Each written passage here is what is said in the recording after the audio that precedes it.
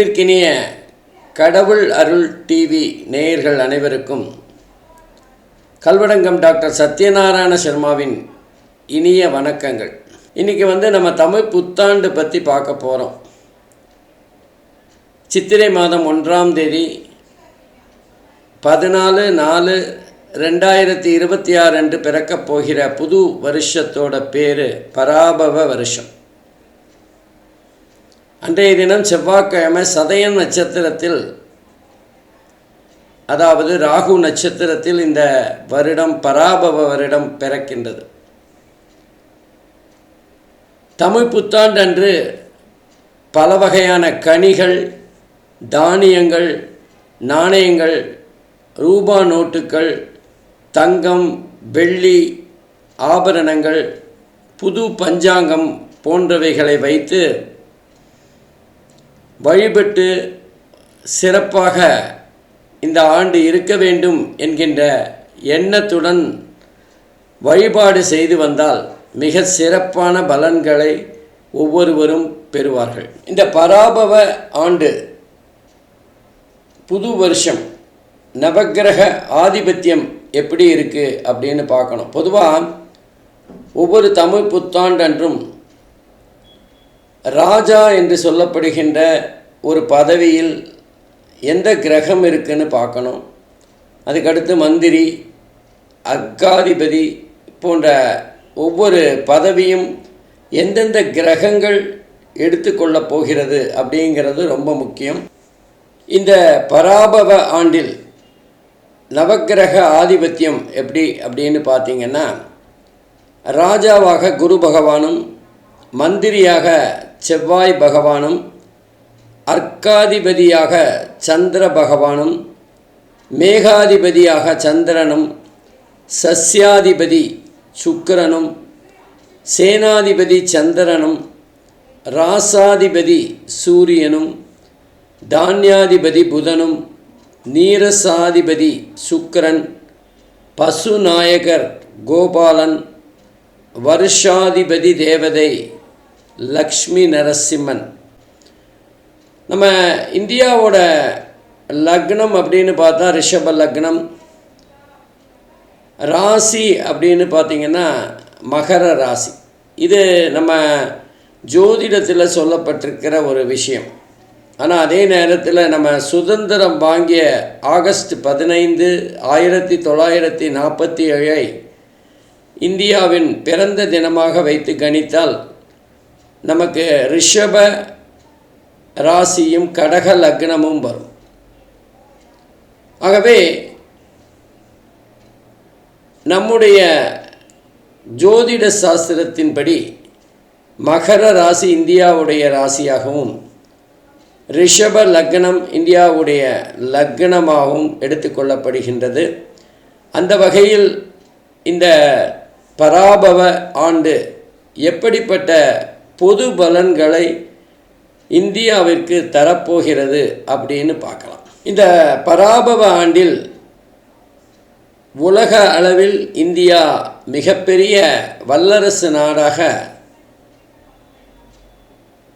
முயற்சிகளை எடுத்து முன்னேறி வரும். முதல் 6 மாதங்கள் பொருளாதாரம் மந்த நிலையில் இருந்து பின்னர் படிப்படியாக முன்னேற்றம் இருக்கும். மகர ராசிக்கு 2வது வீட்டில் ராகு, 3இல் சனி, 6இல் குரு, 8இல் கேது ஆகிய கோச்சார அமைப்புகள் மிக முக்கியமான பங்கு வகிக்கும். இந்தியாவோட அணு ஆயுத வளர்ச்சி பெரிய நாடுகளை ஆச்சரியப்பட வைக்கும். வேலையில்லா திண்டாட்டம் பெருமளவில் அதிகரிக்கும். படிப்பின் மீது மக்களுக்கு ஆர்வம் குறையக்கூடிய வாய்ப்புகள் இருக்குது. மக்கள் பொதுவாக சொந்த தொழில்களில் ஆர்வம் காட்டத் தொடங்குவார்கள். உற்பத்தி பெருகும். இந்தியா ஒரு புதிய கண்டுபிடிப்பை உலகுக்கு அறிமுகம் செய்கின்ற வருடமாக இந்த பராபவ வருடம் இருக்கும். சூரிய ஒளியோட பாதிப்பு அதிகமாக இருக்கின்ற காரணத்தினால் நோய் தொற்று அதிகரிக்கக்கூடிய காலமாக அக்டோபர் முதல் பிப்ரவரி வரை மிகவும் எச்சரிக்கையாக இருக்க வேண்டிய காலமாக அமையும். இந்த வருடம் அந்த வெயிலோட தாக்கம் ரொம்ப அதிகமாக இருக்கும். சூரியனோட உஷ்ணம், சூரியனோட அந்த ரேடியேஷன், அதில் சில பாதிப்புகள் நிறைய பேருக்கு ஏற்படக்கூடிய வாய்ப்புகள் இருக்குது. கொஞ்சம் கவனமாக இருக்கணும். எரிவாயு உற்பத்தியில் சிறப்பான முன்னேற்றம் இந்தியாவில் ஏற்படும். இந்தியாவின் நட்பு நாடுகளாக சீனா, ஜப்பான், ரஷ்யா, ஜெர்மனி போன்ற நாடுகள் முன்னணியில் இருக்கும். அமெரிக்கா இந்த ஆண்டு மிகப்பெரிய பொருளாதார சரிவை சந்திக்கும். சுயசார்பு பற்றி அமெரிக்கா முக்கிய முடிவுகளை எடுக்கும். பல இந்தியர்கள் அமெரிக்காவை விட்டு வேறு இடங்களுக்கு அல்லது வேறு நாடுகளுக்கு மாறி செல்வார்கள். இந்த பராபவ ஆண்டில் மழை பிற்பகுதியில் ரொம்ப சிறப்பாக இருக்கும். சில வட மாநிலங்களில் வெள்ளம், புயல் போன்ற தாக்குதல்களால் பாதிப்புகள் அதிகமாக இருக்கும். இந்த வருடம் ஆன்மீக நாட்டம் எல்லோருக்கும் அதிகமாக இருக்கும். ஆன்லைன் மற்றும் பண மோசடிகள் அதிகரிக்கும். தமிழ்நாடு வட இந்தியர்கள் சரணாலயமாக மாறும். தமிழ்நாட்டின் அவசியம் இந்திய அளவில் முக்கியத்துவம் பெறும். இந்திய அரசியலில் டிசம்பர் மாதம் மிகப்பெரிய குழப்ப நிலை ஏற்படும். சித்த ஆயுர்வேத மருத்துவம் பற்றிய மக்களின் புரிதல் அதிகமாகும், தேடுதலும் அதிகமாகும். பொதுவாக இந்த பலன்கள் இந்தியாவுக்கான பலன்களாக இருந்தாலும் 12 ராசிக்குமான தனித்தனியான பலன்களையும் பார்க்கலாம். வாங்க. அன்பிற்கினிய மேஷ ராசி அன்பர்களே, இந்த புத்தாண்டு பிறக்கின்ற அந்த நேரத்தில் மேஷராசிக்கு 3வது வீட்டில் குரு பகவான் சஞ்சாரம் செய்து கொண்டிருக்கிறார். இது ரொம்ப சூப்பரான பலனை தரும் அப்படின்னு சொல்ல முடியாது. அதே நேரத்தில் சனி பகவான் 12வது இடத்துல விரயஸ்தானத்தில் சஞ்சாரம் செய்வதும் ஒரு வகையில் பாதிப்பை தான் தரும். நல்ல வேளை ராகு பகவான் 11வது இடத்திலும் 5வது இடத்துல கேது பகவானும் ஓரளவுக்கு உங்களுக்கு நன்மைகளை தரலாம் அப்படின்னு தீர்மானிச்சிருக்காங்க. ஆனால் பொதுவாக இந்த வருஷம்லாம் ரொம்ப கவலைப்பட வேண்டிய அவசியம் இல்லை. ஏன்னா குரு பகவான் இந்த வருஷம் உங்கள் ராசிக்கு 3 இடத்துல சஞ்சாரம் செய்ய போகிறார். 3, 4, 5. முதல்ல 3வது இடத்துல சஞ்சாரம் செய்வார். மே மாதத்திற்கு பிறகு கடகராசிக்கு உச்சமாக சென்று சஞ்சாரம் செய்கின்ற ஒரு 5 மாதம் உங்களுக்கு நல்லாயிருக்கும். அதுக்கப்புறம் 5வது வீட்டுக்கு குரு பகவான் சஞ்சாரம் செய்வார் சிம்ம ராசியில் அதிசாரமாக. அதுக்கப்புறம் வக்கரக நதியில் திரும்ப வருது. இப்படி குரு பகவான் இந்த வருஷம் முழுவதுமாக 3 நிலைகளில் உங்களுக்கு பலனை தர இருக்கின்றார். உங்களுக்கு மாத்திரம் இல்லை, எல்லா ராசிக்குமே அப்படி தான். அதனால் பெரிய கஷ்டங்கள்லாம் இந்த வருஷம் இருக்க வாய்ப்பில்லை. ஆனால் பணத்து சம்பந்தப்பட்ட விஷயங்களில் கொஞ்சம் நீங்கள் கவனமாக இருக்கணும். ராகு பகவான் உங்கள் வருமானத்தை பார்த்துட்டாலும் அந்த குருவோட சஞ்சாரம் அப்படிங்கிறது கொஞ்சம் அதிகப்படியாக உங்களுக்கு செலவுகளை வைக்கக்கூடியவராக இருப்பார். செலவுகள் ரொம்ப அதிகரிக்கும். கூடவே லாபஸ்தானத்தில் இருக்கிற ராகு பகவான் எதிர்பாராத வகையிலெல்லாம் உங்களுக்கு பணத்தை தருவார். கணவன் மனைவிக்குள்ள சின்ன சின்ன சலசலப்புகள் ஏற்படும், மனக்கசப்புகள் ஏற்படும். வீடு, வண்டி போன்றவைகளுக்காக வாங்கிய கடன் இஎம்ஐ உங்களை கொஞ்சம் பயமுறுத்துகிற சூழ்நிலை தான் இருக்கும். அகலக்கால் வைத்து கடன் வாங்கிய வேண்டிய ஒரு கட்டாயம் ஏற்படும். நீங்கள் செலவுகளை குறைக்கணும் அப்படின்னு மனசார வைராக்கியமாக இருந்தாலும் குடும்பம் மூலமாக உங்களுக்கு செலவுகளும் ஆடம்பர செலவுகளும் கடனும் அட்டைப்பூச்சி மாதிரி உங்களை பிடிச்சு கொண்டு உறிஞ்சி எடுத்துரும். இந்த நேரத்தில் நமக்கு நிரந்தர வருமானம் வேலை பார்க்குறீங்கன்னா அதில் ஏதோ ஒரு சின்ன குறைபாடு அல்லது குறைவு இருக்கக்கூடிய வாய்ப்புகள் இருக்குது.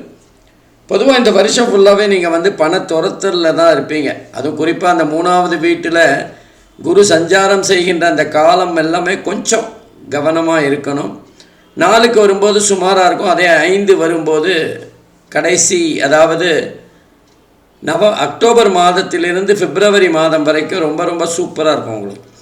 நீங்கள் விட்டதை பிடிச்ச மாதிரி உங்களுக்கு தேவையான பணம் செலவழிப்பதற்கு வந்து கொண்டே இருக்கும். பெருசாக பண கஷ்டம்லாம் இருக்கிறதுக்கு வாய்ப்பு இல்லை. ஏன்னா உங்கள் கையில் எப்போவுமே பணம் புரளுகின்ற அற்புதமான ராசி. ஆனால் என்னென்னா நிறைய பணம் செலவாகுது அப்படிங்கிற மாதிரி ஒரு மன அழுத்தம் இருக்கும் பாருங்கள். அது எல்லாருக்கிட்டையும் போய் சண்டை போட வைக்கும். ஒன்றுக்கு ஒன்று இன்டர்லிங்க் மாதிரி நீங்கள் பணத்தை துரத்துவீங்க. அந்த பணம் துரத்தும் போது பின்னாடி யாராவது பேசினா அவங்க மேலே எரிச்சல் படுற மாதிரி உறவினர்கள், குடும்பத்தில் நண்பர்கள் எல்லாருக்கிட்டேயும் ஏதோ ஒரு விதத்தில் சண்டை போடுற மாதிரி அல்லது உங்களுடைய கருத்து அவங்களுக்கு ஏற்புடையதாக இல்லாத ஒரு சூழ்நிலை தான் இருக்கும். அதனால் சண்டை சச்சரவுகள் அதிகரிக்கக்கூடும். கொஞ்சம் நீங்கள் தேவையில்லாத விஷயங்களில் விதண்டாவாதம் செய்ய வேண்டாம். ஏன்னா அந்த மனசுங்கிறது பாருங்கள், பண கஷ்டம் மன கஷ்டமாக மாறி உங்களோட சகிப்புத்தன்மையை குறைக்கும். பொதுவாக இந்த மாதிரி டயத்தில் கொடுக்கல் வாங்கல் தொழில் செய்கிறவங்க கவனமாக இருக்கணும். உங்களுக்கு வரவேண்டிய பணம் தாமதமாக வருதுன்னு கவலைப்படக்கூடாது. இந்த நேரத்தில் மேஷ ராசிக்கு 7 சனி வேறு, 12 சனி. பணக்கஷ்டம் மனக்கஷ்டமாக மாறி உடல் சோர்வை தரும். நரம்பு பிரச்சனை அடிக்கடி வாட்டி வதைக்கக்கூடிய வாய்ப்புகள் இருக்குது. சில பேர் தங்கள் சொத்துக்களை குழந்தைகள் பேரில் எழுதி வைக்கிற, உயில் எழுதி வைக்கிற ஒரு சம்பவம் நடக்கும். ராகு நவம்பர் மாதம் 10ஆம் வீட்டிற்கு வருவது கூட சிறப்பான பலனை, உங்களுடைய வருவாயை அதிகரிக்கின்ற ஒரு சூழ்நிலை தான் இருக்கும். சில பேருக்கு குடும்பத்தை விட்டு வேலை வாய்ப்புக்காக வெளியூர் சென்றோ வெளிநாடு சென்றோ வர வேண்டிய ஒரு சூழ்நிலை இருக்கும். குறிப்பாக இந்த காலகட்டத்தில் நீங்கள் பார்த்தீங்கன்னா உங்களுடைய பண விஷயத்தில் நண்பர்களையோ உறவினர்களையோ இல்லை குடும்பத்தில் யாரோ அல்லது சொந்தக்காரங்களையோ நம்ப வேண்டாம். ஏன்னா உங்கள் ஜாதகப்படி பணம் விரயமானன்னு இருக்குது. 12 சனி உட்கார்ந்துருக்கார். நீங்கள் சிக்கனமாக இருப்பீங்க. அது செலவுகள் உங்களை அதிகரிக்கக்கூடிய தன்மை தான் இருக்கும். இந்த நேரத்தில் யாருக்காவது உதவி செய்கிறேன் பேர் வழின்னு கடன் வாங்கியோ அல்லது யாருக்காவது ஜாமீன் கையெழுத்து போட்டோ வேண்டாத சிக்கலில் மாட்டிக்காதீங்க. ஏன்னா 7 சனி உங்களுக்கு ஏதாவது ஒரு பாடம் கற்றுக் கொடுக்கணும்னு இருக்குது.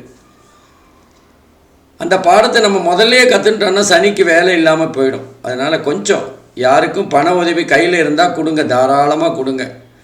ஆனால் தேவையில்லாமல் உங்களோட ஜாமீன் கையெழுத்து போகிறதோ அல்லது உங்களோட வீட்டு பத்திரம் வேறு ஏதான பத்திரங்களை கொடுத்து கடன் வாங்கி உதவி செய்கிறேன்னு ரெட்டிப்பு செலவுகளையும் உறவுகளையும் தொலைத்து விடாதீர்கள். கொஞ்சம் கவனமாக இருக்க வேண்டிய காலகட்டம் தான். ஆனால் எதானாலுமே 4 மாதம்தான். 4 மாதம் நல்லது, 4 மாதம் பாதகமாக இருக்கக்கூடிய ஒரு கலப்படமான பலாபலன்கள் தான் மேஷ ராசி அன்பர்களுக்கு. அதே நேரத்தில் இந்த மேஷ ராசியில் குரு பகவான் தன்னோட 5வது பார்வையாக மேஷ ராசிக்கு 7, 9, 11 ஆகிய இடங்களை பார்க்குறதுங்கிறது ரொம்ப ரொம்ப சூப்பர். நான் இது வரைக்கும் சொன்ன பாதகமான விஷயங்களை எல்லாம் தூக்கி எறிகிற மாதிரி குருவோட பார்வை அற்புதமாக இருக்குது. 5வது வீடு அப்படிங்கிறது பூர்வ புண்ணியஸ்தானம். எவ்வளவு கஷ்டம் வந்தாலும் மனசு தைரியமாக இருக்கிற ஒரு காலகட்டம். குறிப்பாக மாணவர்களுடைய புத்திசாலித்தனம் வெளிப்படுகின்ற இடம். அதே நேரத்தில் மாணவர்களுக்கு காதல் ததும்புகின்ற ஒரு காலகட்டமாகவும் இருக்கும். பூர்வீக சொத்து ஏதாவது உங்களுக்கு வருகின்ற அல்லது பூர்வீக சொத்து சம்பந்தப்பட்ட வழக்குகள் இருந்தால் அது சரியாகும். அதே மாதிரி உங்களுடைய கணவன் மனைவி உறவில் பெரிய அளவுக்கு பாதிப்புகள் எதுவும் இருக்காது. சின்ன சின்ன சலசலப்புகள் வந்தால் ஊடலுக்கு பின் கூடல் அப்படிங்கிற மாதிரி மிகுந்த சந்தோஷத்தை தருகின்ற ஒரு காலகட்டமாக இருக்கும். குரு பார்க்க அனைத்து நன்மைகளும் கிடைக்கும். அதே மாதிரி குரு பாக்கியஸ்தானத்தை பார்க்கறதுனால வெளிநாடு சென்று படிக்கணும்னு ஆசைப்படுறவங்க, வெளிநாடு சென்று வேலை பார்க்கணுங்கிறவங்களுக்கெல்லாம் இந்த வேலை அமையக்கூடிய காலகட்டமாக இருக்கும். நல்ல நேரம். கொஞ்சம் கவனமாக இருங்க, அவ்வளோதான். தேவையில்லாமல் பணத்தில் கொஞ்சம் எச்சரிக்கையாக இருந்தீங்கன்னா ரொம்ப ரொம்ப அற்புதமான காலகட்டமாக மாற்றிக்கலாம். உங்களுக்கு வர்ற கஷ்டத்தை ஈஸியாக எளிதாக எதிர்கொள்ளலாம். அதே நேரத்தில் குரு பகவானுடைய பார்வையானது 11வது வீட்டில் விழுறதுனால வியாபாரம் தொழில் செய்கிறவங்களுக்கு கொஞ்சம் அபரீதமான லாபம் வரும். பணம் உடனே கைக்கு வரலைன்னாலும் ஈபரியாக இருந்தாலுமே லாபம் உங்களுக்கு மன நிறைவை தரும். தொழிலில் ஈடுபடுற திருப்திகரமான ஒரு சூழ்நிலையை ஏற்படுத்தி கொடுக்கும். கொஞ்சம் கவனமாக இருந்தீங்கன்னா ரெட்டிப்பான மகிழ்ச்சியை பெறலாம். சின்ன சின்ன கஷ்டங்களையும் தவிர்க்கலாம். நீங்கள் தேவையில்லாத பிரச்சனைகளில் மாட்டாமல் இருந்தீங்கன்னா சனி பகவானுக்கு வேலை இல்லாமல் பண்ணிடலாம். அதனால் மேஷராசியை பொறுத்தவரை இதை விதியை மதியால் வெல்லலாம் அப்படிங்கிற மாதிரி இந்த பலாபலன்களை ஏற்றமாக்குவதும் இரக்கமாக்குவதும் உங்கள் கையில் தான் இருக்கிறது. நன்றி, வணக்கம். கடவுள் அருள் டிவியை பார்த்தமைக்க நன்றிகள். மேலும் இது போன்ற தகவல்களை தெரிந்து கொள்ள கடவுள் அருள் டிவியை சப்ஸ்கிரைப் செய்யுங்கள். மறக்காமல் பெல் ஐக்கானை கிளிக் செய்யுங்கள்.